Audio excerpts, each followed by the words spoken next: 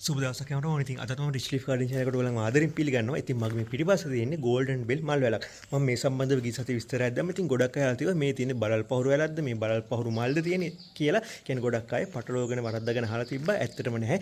මම අද ඔයගොල්ලන්ට කියන්න යන්නේ අපේ ගෙදර තියෙන බරල් පහුරු වැල සම්බන්ධව විශේෂ විස්තරයක්. ඒ කියන්නේ බරල් පහුරු වැල සම්බන්ධව කවුරුත් කිව්වේ නැති දේවල්.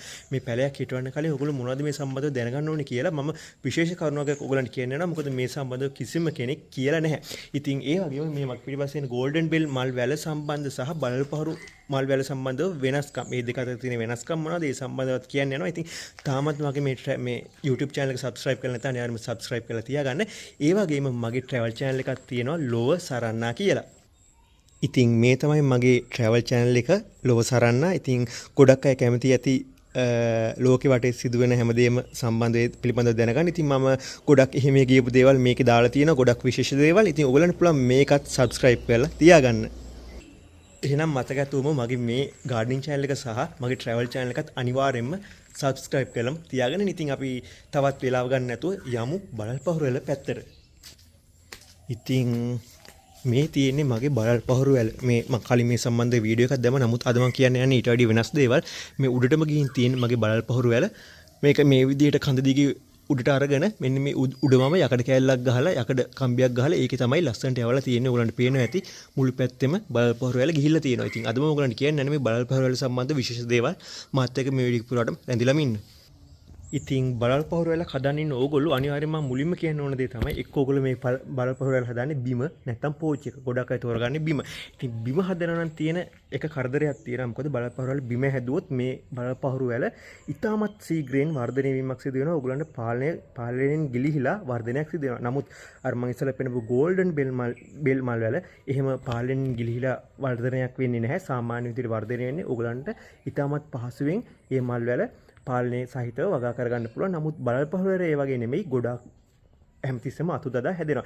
ඒ වගේම බරල් පහුරු වැලක් ඕගොල්ලෝ බිම හිටවනම් අනිවාර්යයෙන් මේක දැනගන්න ඕනේ. මොකද බරල් පහුරු වැල බිම හිටවුවට පස්සේ ඕගොල්ලෝ හිටවපු තැන නෙමෙයි එතනත් හැදෙනවා. ඒ වගේ මේකේ මුල හැමතැනම ගිහිල්ලා වත්ත පුරාවටම අතු දානවා. ඒ කියන්නේ මුල් මගින් හැමතැනම මේ බරල් පහුරු වැල පැලවෙනවා. මම ඔයගොල්ලන්ට පෙන්නන්නම්. මේ තියෙන ඇත්තටම මේ හරිය බරල් පහුරු වැලක් නෑ. එහාට වෙන්න තමයි අපි හිටවලා තිබ්බේ ගොඩක්. නමුත් බලන්න මේ බරල් පහුරු වැලේ මේ එක කෑල්ලක් මෙතන එකක් හැදලා තියෙනවා. මේ තැන් තැන් වලින් මේ මුල් මතුවෙනවා හැම තැනින්ම. මම ඔයගොල්ලන්ට මේ ගලවලා පෙන්නන්න මේ හැම තැනින්ම මුල් මතුවෙන මුළු වත්ත පුරාට මේ බරල් පහුරු වැලේ මුල් ගිහිල්ලා ඒ කියන්නේ හිටෝපු තැන නෙමෙයි වටේම හැදෙනවා. එතකොට මේ බලන්න මෙතනත් මේ බරල් පහුරු වැල තියෙන හැම තැනින්ම මතුවෙනවා බරල් පහුරු වැල. ඉතින් ඕගොල්ලෝ අනිවාර්යයෙන්ම මේක දිගට හැම තැනම මුල් යනවා. ඉතින් මම ඔයගලන්ට යෝජනා කරනවා මේ බරල් පහුරු වැලක් බිම හදන්න නැතුව පෝච්චියක් හදාගන්න. පෝච්චියක් හැදුවොත් ඔයගලන්ට ඉතාමත් පහසුවෙන් පාලනයක් සහිතව මේ බරල් පහුරු වැල ඔයගලන්ට හදාගෙන යන්න පුළුවන්. මොකද බිම හිටෙවොත් හැමතැනම යනවා. ඉතින් ඔයගොල්ලෝ දැකලා ඇති මේ කහපාට මල් වැක්කිරෙනවා හැමතැනම වීඩියෝස් බරල් පහුරු වැල. ඒ නිසා තමයි මේක ප්‍රසිද්ධ වෙලා තියෙන්නේ. ඕක ඒක ඇත්ත. නමුත් ඔයගොල්ලෝ ගෙදරක වගේ ඒ ගොඩක් වෙලාවට පේරාදෙනිය මල්වත්තේ තියෙන පේරාදෙනිය කැම්පස් එකේ. ඉතින් ඒක ඇත්තටම ගෙයක් ගාව නෙමෙයි තියෙන්නේ. ලොකු ගස්වල තමයි මල් වැල ගිහිල්ලා තියෙන්නේ. නමුත් ගෙදරක ඔයගොල්ලෝ හැදුවොත් මේක හැමතැනම වත්තේ ගිහිල්ලා ගොඩක් වෙලාවට මුළු වත්ත පුරාටම මේ බරල් පහුරු වැල පැතිරෙනවා.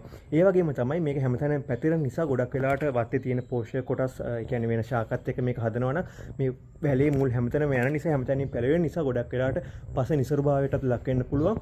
ඒ වගේම තමයි මේ වැල බරල් පහුරු කිව්ව ගමන් මේකේ පහුරු තියෙනවා. මම ඔයගලන්ට පෙන්නන්න උඩට ගිහිල්ලා බරල් පහුරු වැලේ පහුරු ඒ පහුරු මගින් ගොඩක් වෙලාවට අපේ කියන්නේ අපේ ඇඟේ ගෑවුනොත් ඒ පහුරු ඇඟේ ගෑවුනොත් ඇඟ සීරෙනවා. ඒ වගේම තමයි මේ ශාකයට කුරුල්ල පක්ෂීන් කිසිම සතෙක් පැමිණෙන්නේ නැහැ. හේතුව තමයි මේ බරල් පහුරු වැලේ තියෙන පහුරු ස්වභාවය. කියන්නේ ඒකට ගියොත් ඒකට ඇනෙනවා වගේ. කියන්නේ ඒ පහුරු මගින් තමයි තාප්පවල ගස්වල හැම දෙයකම මේ ශාකේ රැඳී පවතින්නේ. ඉතින් ඒක අපේ ඇඟේ ගෑවුනොත් සීරෙනවා තුවාල වෙනවා. ඉතින් සත්තු ඒකට එන්නේ නැහැ. සාමාන්‍යයෙන් අපේ බරල් පහුරු වලට මම දැකලා නැහැ කිසිම සතෙක් කූඩුවක්වත් හදනවා ඇවිල්ලා. මොකද ඒකට හේතුව තමයි ඒකට ගියොත් පැටලෙනවා. ඉතින් මෙන්න මේ ගෝල්ඩන් බෙල් වැලේ ඒ කිසිම කරදරයක් නැහැ. සත්තුත් එනවා පැණි බොන්න. ඊටමත් ලස්සනට මලුත් හැදෙනවා. පහුරු කිසිම දෙයක් නැහැ. තුවාල වෙන්නේ නැහැ. හැමතැනටම මුල් යන්නේ නැහැ. ඒ වගේම පාලනයක් සහිතව ලස්සනට ඕගොල්ලන්ට මේ ශාකය හදාගන්න පුළුවන්. ඒ වගේම බරල් පහුරු ශාකය ඒ කියන්නේ වැල ගත්තාම මේක පහුරු මගින් හැමතරම හැදිලා යන්නේ ඇලිලා. එතකොට මේක තාප් එක ගියොත්, ගෙදරක බිත්ති එක ගියොත් මොකද වෙන්නේ? එහෙම ගියොත් වෙන්නේ ගොඩක් වෙලාවට මේ මුල් මේ බරල් පහුරේ තියෙන මුල් ඒ ශාකයේ තාප්පේ පුරාටම ඒ මුල් ඊටමත් තදින් අල්ලා ගන්නවා. ඊට පස්සේ තාප්පෙත් සවුත් වෙනවා. ඒ කියන්නේ අධික වර්ෂා කාලයේදී වගේම මේ තාප්ප කියන්නේ දියසීරාවල් බැඳෙන්න පුළුවන්. දියසීරාවල් වලට වඩා මේ ශාකයේ මුල තාප්පේ හැමතැනම අස්සෙන් අස්සට ගිහිල්ලා ඇත්තටම කියනවා නම් තාප්පේ ඉරිතලා යෑමක් පිපිරීමකට පවා ලක් වෙන්න පුළුවන්. නමුත් මෙන්න මේ ගෝල්ඩන් බෙල් වලේ ඒ කිසිම ප්‍රශ්නයක් නැහැ. ඒ කියන්නේ තාප් වලට අල්ලා ගැනීමක් කිසිම දෙයක් නැහැ. නමුත් බලල් පහරු වැලේ තාප් වලට අල්ලාගෙන මේ වගේ තාප් වලට ගියොත් මේ හැමතැනින්ම එක දිගට ගිහිල්ලා ඒ කියන්නේ තාප්පේ සම්පූර්ණයෙන්ම වහ ගන්නවා බලල් පහරු වැලෙන්. ඊට පස්සේ මුල් හැමතැනින්ම පොඩි ඒ කියන්නේ සාමාන්‍යයෙන් තාප් එක පොඩි පැල්මක් තිබ්බොත් මොකක් හරි පොඩි පැල්මක් තිබ්බොත් මේ වගේ පොඩි පැල්මක් ගිහින් තිබ්බොත් ඒකේ මුල් මේ පැල්ම තුලට පවා යන්න ඉඩ තියෙනවා වැසි කාලයත් එක්ක ගිහිල්ලා එතකොට මේ තාප්ප සම්පූර්ණයෙන්ම සවුත් වෙනවා. ඒක අනිවාර්යයෙන්ම සිද්ධ වෙන දෙයක් බලල් පහරු වැල ඔයගොල්ලෝ තාප් එකට යවුවොත්. ඉතින් ඔන්න මම උඩ තට්ටුවට ආවා. ඒ කියන්නේ මම ඔයගොල්ලන් කලින් පෙන්නුවේ පල්ලෙහා ඉඳන් බලල් පහරු වැල කොහොමද තියෙන්නේ කියලා. මේ තියෙන මගේ පිටිපස්සේ මම හදලා තියෙන බලල් පහරු වැල මම කොහොමද මේකට අරන් තියෙන්නේ කියලා ඔයගොල්ලන්ට පෙන්නන්නම්. ඉතින් මෙන්න මේ විදිහට මම ඉස්සෙල්ලා ගත්ත මෙන්න මේ පල්ලෙහා ඉඳන් මෙන්න මේ උඩට මේ මෙහෙම ඇවිල්ලා යකඩ කම්බික තමයි මම මේ බලල් පහරු වැල හදලා තියෙන්නේ. මේ තියෙන්නේ බලල් පහරු මල් වල ඉස්සරහට මෙන්න මේ විදිහට තමයි පේන්නේ බලන්න. ඊටමත් සීග්‍රේන් මේක හැමතැනම මේ විදිහට වැවෙනවා. ඔයගොල්ලන් මේ පහරු නිසා මේවා එකින් එක මේ පැටලිලා තියෙන්නේ. මේ ඇද්දාම ගැලවෙන්නේ කියන්නේ මේ සේරෙන් පැටලෙනවා. මේ තියෙන්නේ බලල් පහරු වලේ පහරු. මේ තියෙන්නේ මෙන්න මේ පහරු. ඇත්තටම කියනවා මෙන්න මේ පහරු අතේ පැටලෙනවා. සාමාන්‍ය පැටලුණාට පස්සේ ඇත්තටම අත ඒ කියන්නේ මූණක වගේ පැටලුණොත් මූණ හීරෙනවා. ඒ නිසා කිසිසේත්ම මේ පැටලෙනවා.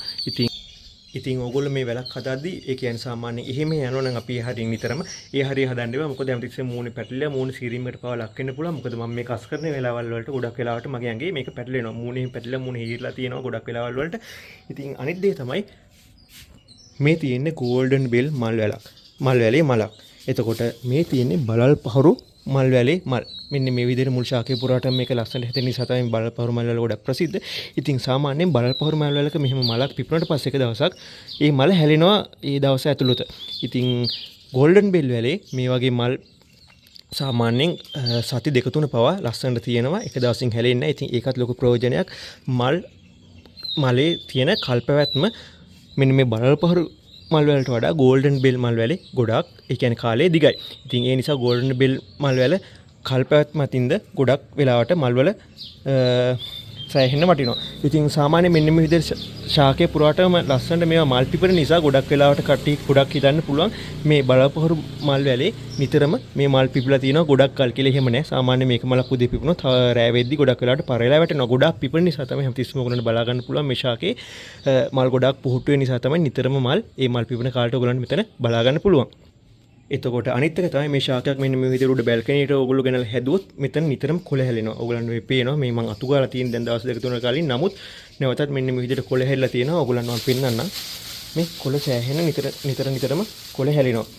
කොළ හැලෙන නිසා ඒකත් ඇත්තටම හරිම කරදරයක්. බැල්කනියකට ඔයගොල්ලෝ වගේ මල් වැලක් හදා ගන්නවා නම් බලල් පහරු මල් වැලක් හදා ගන්නවා නම් කොළ නිතරම හැලෙනවා. අස් කරන්න නිතරම ඔයගොල්ලන්ට කාලය යොමු කරන්න වෙනවා. ඒ වගේ මේකේ නිතරම මේ බලන්න හැමතැනින්ම අතු ගොඩාක් ඇවිල්ලා තියෙනවා. මේ අතු කපන්නත් ඕගලන්ට විශාල කාලයක් විශාල වෙලාවක් යොමු කරන්න වෙනවා. ඒ වගේම මේ අතු කැපුවට පස්සේ ඒ කියන්නේ දැන් මේ අතු අද කැපුවොත් මේ අතු තව දවස් දෙක තුන යද්දි නැවතත් මේ විදිහටම ඉතාමත් සීග්‍රෙන් මේ අතු වර්ධනය වෙනවා. ඉතින් බලල් පහරු මල් වැලේ තියෙන අවාසිය තමයි එන්නේ ඒක ගොඩ ලොකුම අවාසිය. මොකද ඉතාමත් සීග්‍ර ලෙස මේක වර්ධනය වෙනවා. ඒ නිසා පාලනයෙන් ගිලිහිලා තමයි මේක වර්ධනය වෙන්නේ. ඉතින් ඔන්න අද මම ඔයගලන්ට කිව්වේ බලල් පහරු මල් වල සම්බන්ධව ඉතාමත් කෙටියෙන් විස්තරයක්. කෙටියෙන් කියන මම ඉතාමත් වේගෙන් කිව්වා ඔයගලන්ට. නැත්නම් මේ කියන්න ගොඩක් වෙලා යනවා. ඉතින් ගෝල්ඩන් බෙන් මල් වල සහ බලල් පහරු වල ගත්තොත් මම ඔයගලන්ට යෝජනා කරන්නේ ගෝල්ඩන් බෙන් මල් වලක් හදන්න කියලා. ඒතකොට සමහර කියන්න පුළුවන් ඇයි මම හදන් ඉන්නේ මේ වගේ බලල් පහරු වලක් කියලා. ඔයගලන්ට හදන්න එපා කියනවා. මොකද ඇත්තට මේ කාලේ මම මේක නොදැනුවත්ව තමයි මේක හැදුවේ. නමුත් හැදුවට පස්සේ තමයි දැනගත්තේ.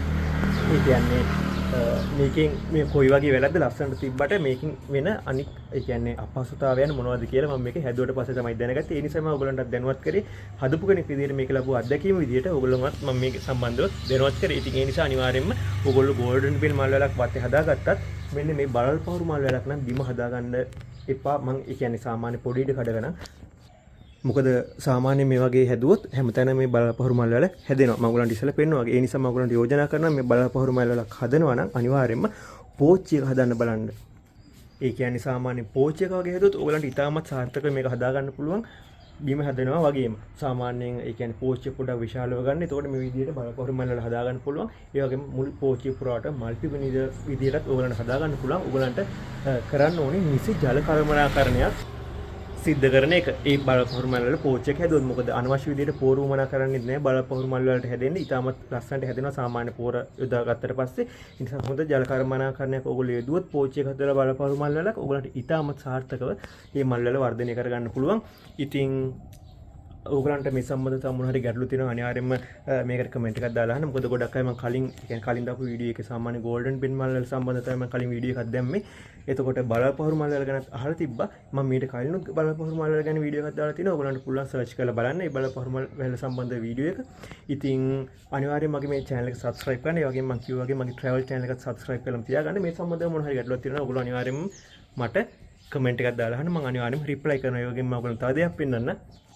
මේ තියෙන්නේ බලපහුරු මල් වල නැත්තම් golden bell මල් වල වගේම කහ පාට මල් පිපෙන ඇහැල ගහක්. ඉතින් මේක ඇත්තටම අපේ ඉස්සරහා තියෙන්නේ ඇහැල ගහක් වගේ ශාකයක් ගොඩක් වෙලාට ලොකු වෙනවා. ඒ නිසා ඔයගලන්ට ලොකු අත්තක් තියෙනවා. පුළුවන් නම් ඇහැල ගහක් හදාගන්න අතක අප්පාදු කරලා ලස්සනට. ඉතින් මම අන්තිමට මේ වීඩියෝ එකේ මේ ඇහැල මල් ගහත් ඔයගලන්ට පෙන්නුවා. එහෙනම් ඉතින් ඔන්න මම තවත් වීඩියෝ වලින් ආයෙමත් හම්බෙන්න. අනිවාර්යයෙන් මගේ මේ channel එක subscribe කරන්නම තියාගන්න.